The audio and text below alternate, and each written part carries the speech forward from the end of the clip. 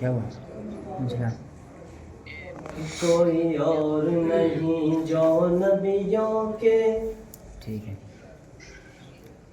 کوئی اور نہیں جو نبیوں کے سردار کی باتیں کرتے ہیں. کوئی اور نہیں جو نبیوں کے سردار کی باتیں کرتے ہیں. دشمن بھی میرے آقا کے کردار کی باتیں کرتے ہیں. دشمن بھی میرے آقا کے کردار کی باتیں کرتے ہیں. کردار کی باتیں کرتے ہیں. وہ ہوں گے اور جو جنت کے گلزار کی باتیں کرتے ہیں. وہ ہوں گے اور جو جنت کے گلزار کی باتیں کرتے ہیں. گلزار کی باتیں کرتے ہیں. ہم اپنے نبی کے دیوانے سرکار کی باتیں کرتے ہیں. دشمن بھی میرے آقا کے کردار کی باتیں کرتے ہیں. ہاں دشمن بھی میرے آقا کے کردار کی باتیں کرتے ہیں. کردار کی باتیں کرتے ہیں. کہ یہ شوق مجھے مجبور کرے میں ان کے نام پہ بک جاؤں. یہ شوق مجھے مجبور کرے میں ان کے نام پہ بک جاؤں. میں ان کے نام پہ بک جاؤں. جب لوگ کہیں بھی طیبہ کے بازار کی باتیں کرتے ہیں. دشمن بھی میرے آقا کے کردار کی باتیں کرتے ہیں. دشمن بھی میرے آقا کے کردار کی باتیں کرتے ہیں. اور نعت پاک کے دو اشعار آپ حضرات کے حوالے کرتا ہوں. بابا سماعت فرمائیں کہ وہاں کی فقیری ہے رشق امیری، وہیں پر بسر ہو میری زندگانی. وہاں کی فقیری ہے رشق امیری، وہیں پر بسر ہو میری زندگانی. اے اللہ سب کے مقدر میں لکھ دے وہ طیبہ کی گلیاں، وہ زمزم کا پانی. وہ طیبہ کی گلیاں، وہ زمزم کا پانی. وہ گلیاں وہ محبوب داور کی گلیاں. وہ گلیاں وہ ساقی کوثر کی گلیاں. وہ گلیاں جہاں نور ہی نور ہر سو ابھی تک ہے، جن میں محمد کی خوشبو. ابھی تک کرم کی گھٹاؤں کے منظر، ابھی تک کرم کی گھٹاؤں کے منظر. ابھی تک وہی رت ہے صدیوں پرانی.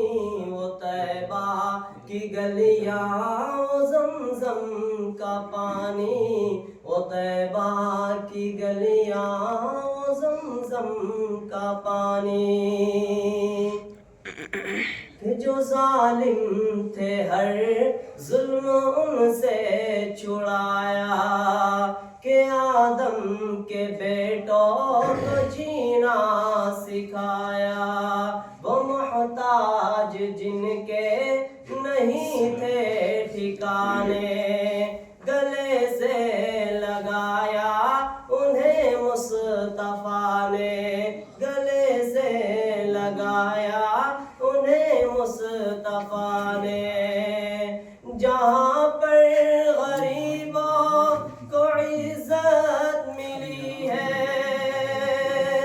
جہاں پر غریبوں کو عزت ملی ہے، یتیموں نے پائی جہاں شادمانی، وہ طیبہ کی گلیاں وہ زمزم کا پانی، وہ طیبہ کی گلیاں وہ زمزم کا پانی، ہے لمبا فسانہ ہے لمبی کہانی، ہے لمبا فسانہ ہے لمبی کہانی، مجھے خود سنانا ہے اپنی زبانی، ہے لمبا فسانہ ہے لمبی کہانی، مجھے خود سنانا ہے اپنی زبانی، در مصطفیٰ پر میں پل کے جھکاؤں، کبھی بھی وہاں سے پھر واپس نہ آؤں، اسی دن میں آئے ہم سب کا بڑھاپا، اسی دن میں آئے ہم سب کا بڑھاپا، اسی آرزو میں کٹے یہ جوانی، وہ طیبہ کی گلیاں وہ زمزم کا پانی، وہ طیبہ کی گلیاں وہ زمزم کا پانی۔ ماشاءاللہ بہت ہی خوبصورت نغمے لہجے میں اللہ کے نبی علیہ الصلوۃ والسلام کی شان بیان کر رہے تھے۔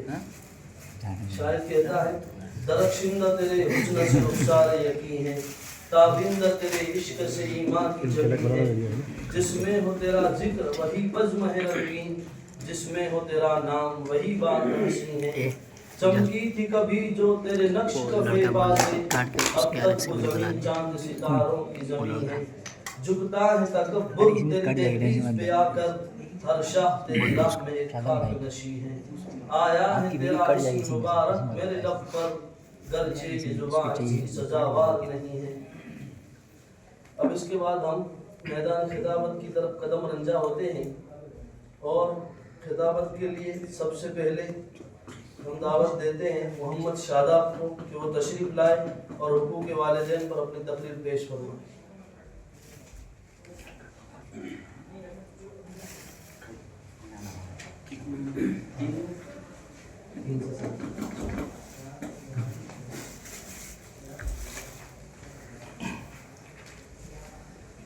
الحمد لله وكفى وسلام على عباده الذين اصطفى أما بعد أعوذ بالله من الشيطان الرجيم بسم الله الرحمن الرحيم ووصينا الإنسان بوالديه إحسانا صدق الله العظيم۔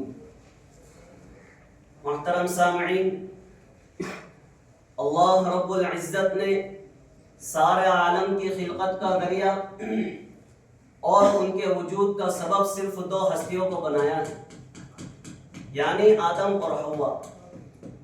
یہی دو ذات ہیں جو انسانیت کے معجزن سمندر کے پانیوں قطرے اولین۔ انسان چاہے ترقی کی چوٹیوں پر چڑھ جائے، کامیابی کے ستارے توڑ لائے، کرشموں کمالات کی فضاؤں میں اڑنے لگے، لیکن پھر بھی وہ والدین کی نگاہ میں چھوٹا ہی رہتا ہے۔ اس کے علم کا منبع ماں کی گود ہے، اس کے کمال کا سرچشمہ ماں کی گود ہے، اس کی ترقی کی شروعات ماں کی گود ہے، اور والدین کے حقوق سے چشم پوشی کر کے اپنی عاقبت کو تباہ و برباد کر رہا ہے۔ قرآن کریم نے جا بجا والدین کے حقوق اور پیدائش کے وقت کے مشکل کن حالات کا نقشہ کھینچا ہے۔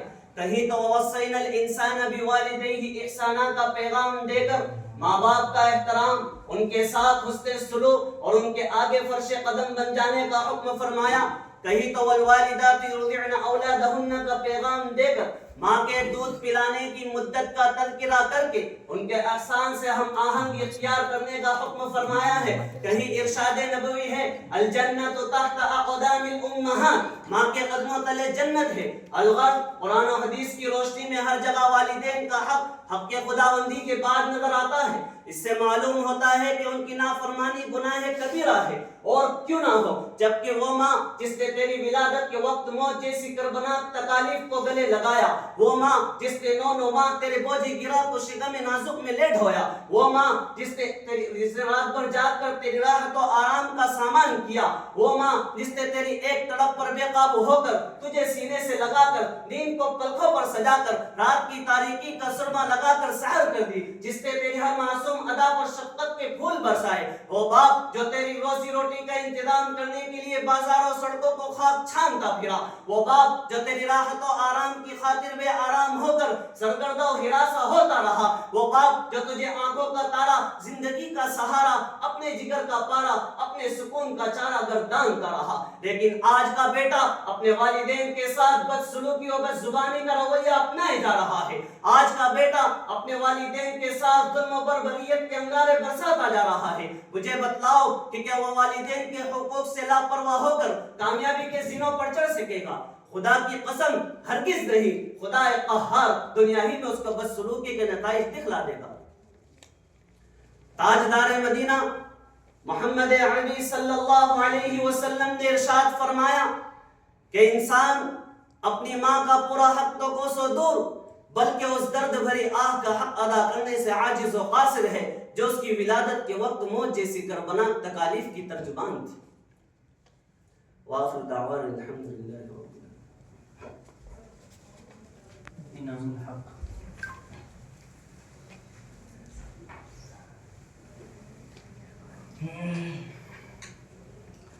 نحمده ونصلي على رسوله الكريم أما بعد فأعوذ بالله من الشيطان الرجيم بسم الله الرحمن الرحيم والذين جاهدوا فينا لنهدينهم سبلنا وإن الله لمع المحسنين صدق الله العظيم۔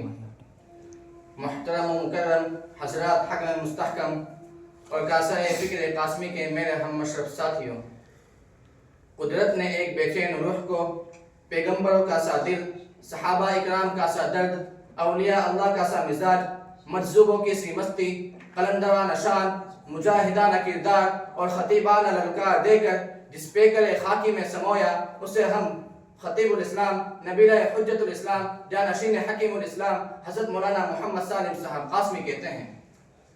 خدا شناس خود آگاہ بندہ مومن، خدا شناس خود آگاہ بندہ مومن، تیرے وجود سے تصدیق زندگانی تھی، تیرے احاطہ دل میں تھا موجزن بے شک وہ بحر کے جس کے مقدر میں بے قرانی تھی۔ سامعین ذی وقار، حضرت خطیب الاسلام جملہ علوم و فنون کی افق پر صبح خندہ کا اجالا، علوم نانوتوی کے وارث، زوال پذیر مسلمانوں کے لیے سورہ اسرافیل، توحید و رسالت سے غیر متزلزل وابستگی کی بنا پر قرن اول کی روایتوں کے امین اور امت کے جملہ مکاتب فکر کے درمیان وسیلہ اتحاد تھے۔ حضرت خطیب الاسلام اپنی نجی مجلسوں میں بھی کسی کا گوشت نوچنے اور کسی کے منہ پر سیاہی ملنے کے روادار نہ تھے، نہ غیبت کرنا جانتے اور نہ ہی سننا پسند کرتے تھے۔ مجلس میں ہو تو باوقار، اسٹیج پر ہو تو نمونہ اسلاف، سفر میں ہو تو مرن جا مرن اور خوش مزاج طبیعت کے مالک ہوتے ہیں۔ خطابت و کتابت آپ کے در کی لونڈیاں تھی۔ خاتمۃ المحدثین علامہ انور شاہ کشمیری اور حکیم الامت مولانا اشرف علی تھانوی رحمہ اللہ سے آپ کو بلا واسطہ شرف تلمس حاصل تھا۔ آپ دارالمعارف دیوبند کے روح روا اور میر کارواں تھے۔ سامعین با تمکین، جدید عالم میں یہ بات آب زر سے لکھی جاتی رہے گی کہ خانوادہ قاسمی و کشمیری کے علوم و معارف کا روحانی و جسمانی مرکز، فکر قاسمی کا، فکر نانوتوی کا شارع، حکمت قاسمی کا مبتدا و نبض شناس، دارالعلوم وقف دیوبند آج اگر پھلتا پھولتا نظر آ رہا ہے، علوم و معارف کے گلہائے رنگا رنگ سے شگفتہ و معطر ہیں، اور ایک ایسا خود ادارہ کفیل بنا ہوا ہے جو بلا منت غیرے اور کاسہ گدائی اٹھائے گدے اپنے پیڑوں پر اس طرح کھڑا ہے کہ ہر سال اس کا قد دراز سے دراز تر ہوتا جا رہا ہے، تو یہ حضرت خطیب الاسلام کے قدموں کے تصدق کا ہی نتیجہ ہے۔ اس لیے کہ اگر خطیب الاسلام چاہتے تو دارالعلوم میں پیش آمدہ قضیہ نامنزیہ کے موقع پر سورہ خطابت میں سحر گھول کر بغاوت کا لاوا بھڑکا کر قصر نانوتوی کو اپنے شکنجے میں کس سکتے تھے، لیکن آپ اعلیٰ ظرفی کا مظاہرہ کرتے ہوئے تمام مکاروں کی مکاری، دسیسہ کاروں کی دسیسہ کاری اور نکتہ چینوں کی نکتہ چینی سے بے نیاز ہو کر قسم پرسی کے عالم میں اسی خطہ دیوبند میں خاموشی کے ساتھ دارالعلوم وقف قائم کر کے 35 سال تک مسجد اہتمام پر نزول اجلال فرما کر روغن نیم شریف جلا کر اپنا جی جان لگا کر خون جگر سے اس کو سینچ کر شرقاً و غرباً شمالاً و جنوباً اس کی عظمتوں کے پرچم لہرا کر بزبان حال یہ پیغام دے گئے کہ ہمارا خون بھی شامل ہے تسعین گلستہ میں، ہمارا خون بھی شامل ہے تسعین گلستہ میں، ہمیں بھی یاد کر لینا چمن میں جب بہار آئے۔ خلاصہ یہ ہے کہ جب بات دارالعلوم وقف دیوبند کی ہوگی تو ذات خطیب الاسلام کی ہوگی، اور اگر ذات خطیب الاسلام کی ہوگی تو بات دارالعلوم وقف دیوبند کی ہوگی۔ وآخر دعوانا الحمدللہ رب العالمین۔ معذرہ یاسین احمد معاذ نہیں آ رہے ہیں۔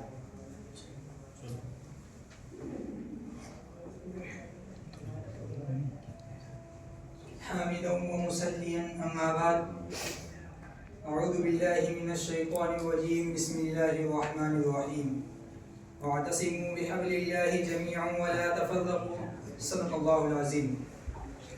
حضرات حکم مستحکم اور معزز سامعین، آج میری تقریر کا عنوان ہے اتحاد و اتفاق۔ فرقہ بندی ہے کہیں اور کہیں ذاتیں ہیں، فرقہ بندی ہے کہیں اور کہیں ذاتیں ہیں، کیا زمانے میں پنپنے کی یہی باتیں ہیں۔ سامعین محترم، آج کے اس فتن دور اور ناسازگار حالات میں عالم اسلام کے مسلمانوں کی حالت نہایت ہی افسوسناک ہوتی جا رہی ہے۔ ہر طرف سے مسلمانوں پہ الغاریں ہو رہی ہیں، مخالفین اسلام اور مسلمانوں کو مٹانے کے لیے کوشاں ہیں، اور مسلمان زندگی کے ہر شعبے میں تنزل و انحطاط کا شکار ہیں۔ لیکن سوال یہ ہوتا ہے کہ آخر ایسا کیوں ہو رہا ہے؟ مسلمانوں پہ اتنے برے اور کالے دن کیوں آئے؟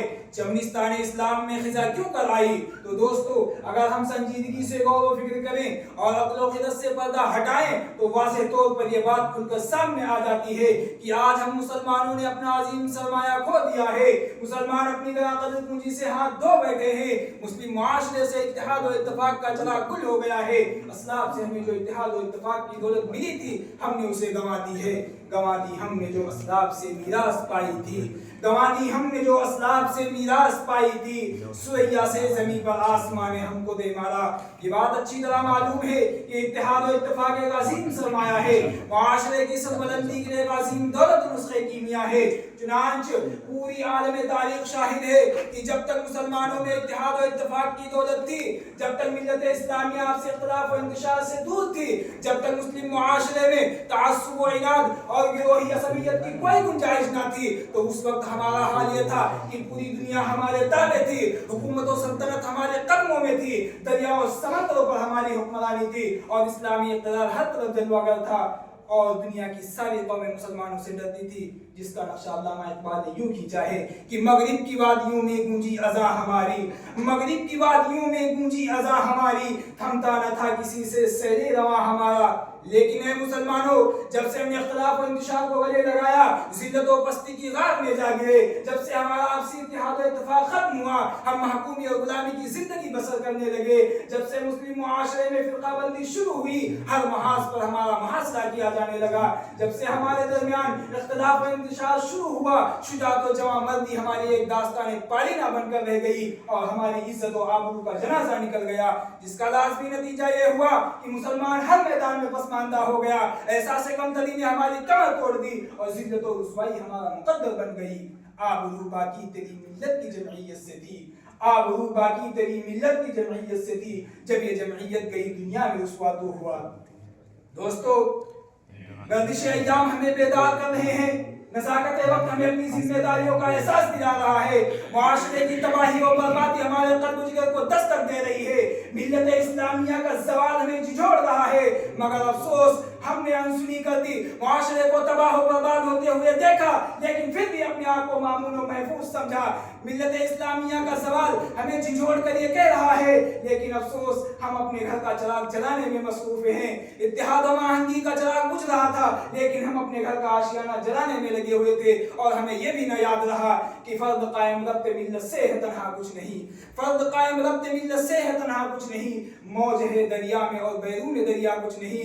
مسلمانوں ذرا ہوش میں آئیے اور اتحاد و اتفاق کی دولت کو سنبھالیے، اور آپس میں ملت اسلامیہ پہ رحم کھا کر ذرا ہوش میں آ کر ملت اسلامیہ پہ رحم کھا کر اپنی صفوں کو پر کیجئے، اور ٹھنڈے دماغ سے سوچئے کہ جب ہمارا خدا ایک ہے، ہمارا رسول ایک ہے، ہماری شریعت ایک ہے، ہمارا دین ایک ہے، ہمارا کلمہ ایک ہے، تو پھر ہمارے اندر اتنی دوریاں کیوں ہیں، جبکہ قرآن ہمیں متوجہ کر رہا ہے وَاعْتَصِمُوا بِحَبْلِ اللَّهِ جَمِيعًا وَلَا تَفَرَّقُوا۔ وآخر دعوانا الحمد للہ رب العالمین۔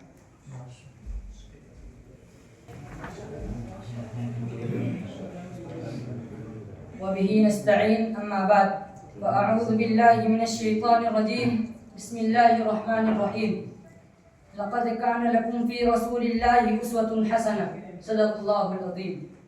محترم المقام حضرات حکم مستحکم اور قاصد حب نبی کے میرے ہم مشرب ساتھیوں، بلا شبہ ناموں سے رسالت 14 صدیوں پر محیط ایک ایسی تحریک ہے جس میں دار و رسم کے مرحلے بھی ہیں اور اپنوں اور بیگانوں کے لہو سے تر روداد عشق بھی۔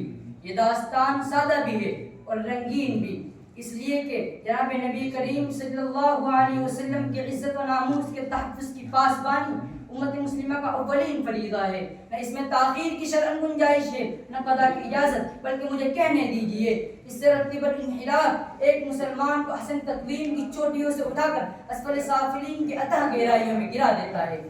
شمع رسالت کے پروانوں، ناموس رسالت کے پاسبانوں، صفحات تاریخ پر پھیلے روشن و تابناک نقوش ہمیں بتاتے ہیں کہ ابو لہب کی شان اقدس صلی اللہ علیہ وسلم میں نہ ہنجارانہ جملہ کسائی سے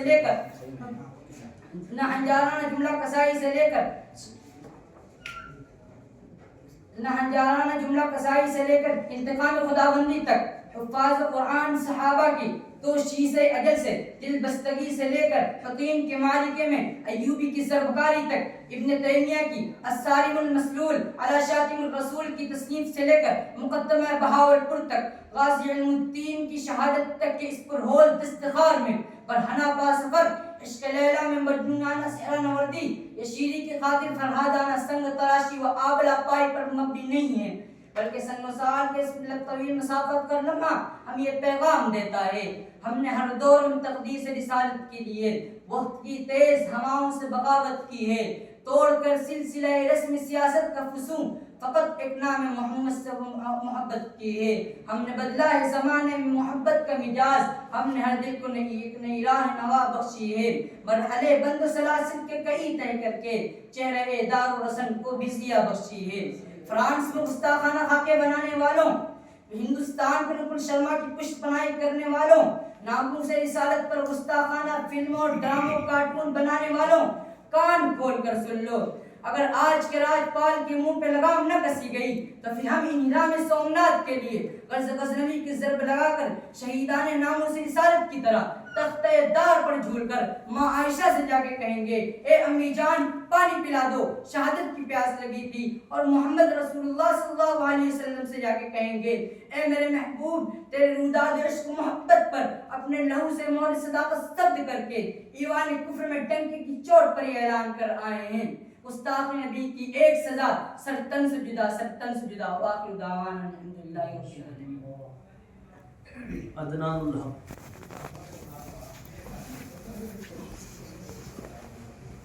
بسم اللہ الرحمن الرحیم نحمده ونصلي على رسوله الكريم اما بعد فاعوذ باللہ من الشیطان الرجیم بسم اللہ الرحمن الرحیم والذین جاہدوا فینا لنہدینہم سبلنا وان اللہ لمع المحسنین صدق اللہ العظیم۔ کھلونا سمجھ کر نہ برباد کرنا کہ ہم بھی کسی کے بنائے ہوئے ہیں، فرنگی کی فوجوں میں حرمت کے فتوے سردار چڑھ کر بھی گائے ہوئے ہیں۔ مسند حکمیت پر جلوہ افروز معزز اساتذہ کرام اور عزیز رفقائے بزم، آج میں اس مسابقتی پروگرام میں استخلاص وطن میں علماء دیوبند کے کردار کے موضوع پر لب کشائی کی جسارت کر رہا ہوں۔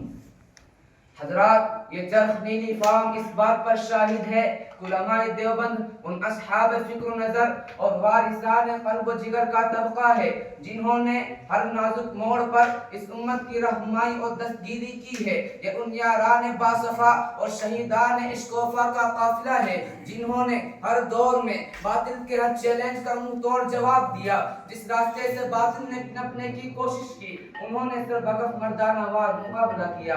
چنانچہ جب 800 سال بعد ہندوستان سے اسلامی اقتدار کا خاتمہ ہوا اور فرنگی سامراج نے اپنی شاطرانہ چالوں سے اقتدار کی جڑیں ہندوستان کے طول و عرض میں مضبوط کی، ہندوستانی اقوام پر ظلم و ستم کا پہاڑ ٹوٹنے لگا، قومی غلامی کو ان گردنوں کا ہار بنا دیا گیا، تو ایسے نازک حالات میں علماء کرام کی یہی جماعت ان کے مقابلے کے لیے کمر بستہ ہوئی۔ بعد مخالف نے بارہا ان کے عزم و حوصلے کو توڑنا چاہا مگر ہمیشہ وہ ناکام رہی اور بزم جنوں کے یہ دیوانے اپنی منزل و مقصود تک پہنچ کر رہے۔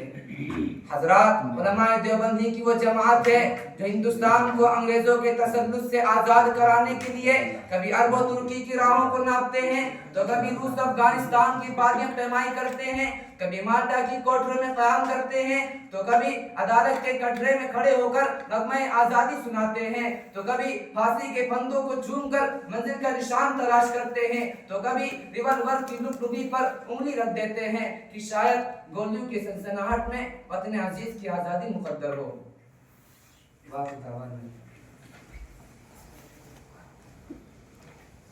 محمد سجاد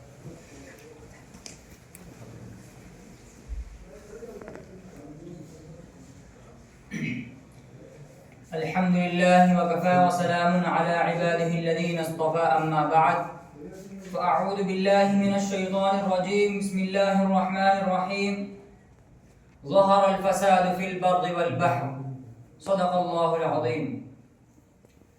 جوانوں یہ صدائیں آ رہی ہیں آبشاروں سے، جوانوں یہ صدائیں آ رہی ہیں آبشاروں سے، چٹانیں چور ہو جائیں جو ہو عزم سفر پیدا۔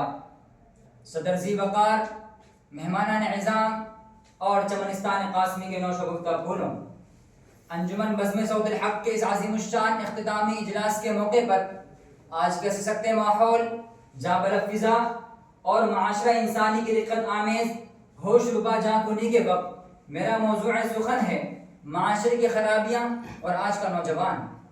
برادران اسلام، آج ہم جس دور سے گزر رہے ہیں اسلامی معاشرے پر چہار جانب سے مخالفت و معاندت کی آندیاں چل رہی ہیں، مغربی تہذیب کے سیاہ کٹاؤں کے ذریعے اسلامی معاشرہ اور تہذیب و تمدن کو خراب کرنے کی کوششیں کی جا رہی ہیں۔ یہود و نصارہ اور مجوس کی جانب سے اسلام کو بدنام کرنے، شمع اسلام کو بجھانے اور مسلمانوں کے ملی تشخص کو مٹانے کی سازشیں ہو رہی ہے، اور یہ صرف مغربی تہذیب کا اثر اور اہل یورپ کے ناپاک سازش کا نتیجہ ہے۔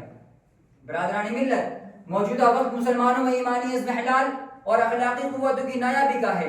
قدم قدم پر فتنے ان کے در پہ آزار ہیں، انہوں نے اپنے فرائض اور ذمہ داریوں سے منہ موڑ لیا ہے۔ عزیز دوستوں، یہ ناقابل انکار حقیقت ہے کہ نوجوان طبقہ ملک کے گوشے گوشے اور کائنات کے غنچے غنچے میں برائیوں کے اندھیرے میں ڈوبا ہوا ہے، مگر کیا کبھی ہم نے اس پر غور کیا، اپنے افکار اور نظریات کا استعمال کیا کہ ہم اس میں کیوں گرفتار ہیں؟ دنیا کے ہر میدان میں ذلت اور رسوائی سے کیوں دوچار ہونا پڑ رہا ہے؟ ہماری عزتیں کیوں لوٹی جا رہی ہے؟ ذلت و خالی کے پرچم ہمارے اوپر کیوں لہرائے جا رہے ہیں؟ کیا ہم نے سوچا کہ ہم خدا اور رسول کی باتوں پر کتنے عمل پیرا ہیں؟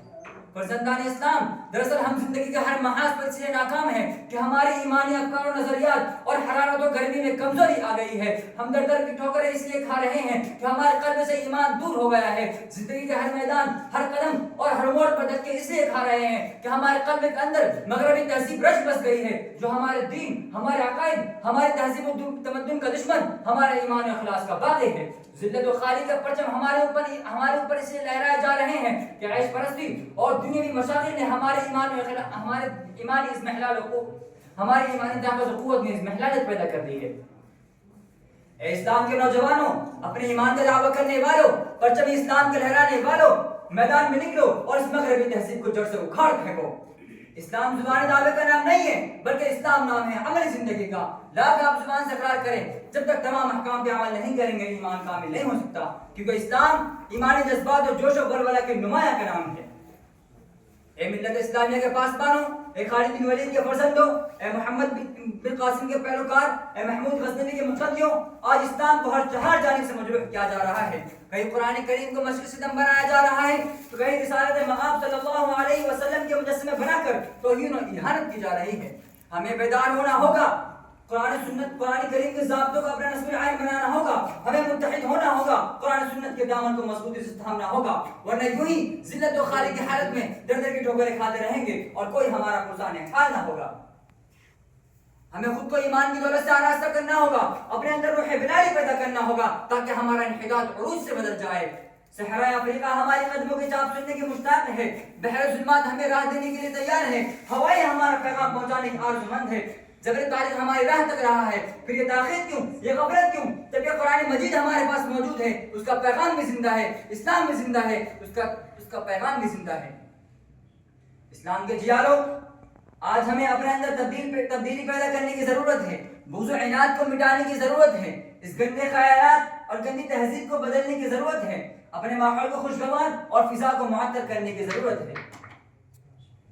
آدمی وہ نہیں حالات بدلتے جن کو، آدمی وہ نہیں حالات بدلتے جن کو، آدمی وہ ہے حالات، آدمی وہ ہے جو حالات کو بدل دیتے ہیں۔ وآخر دعوانا الحمدللہ۔ ضیاء الحق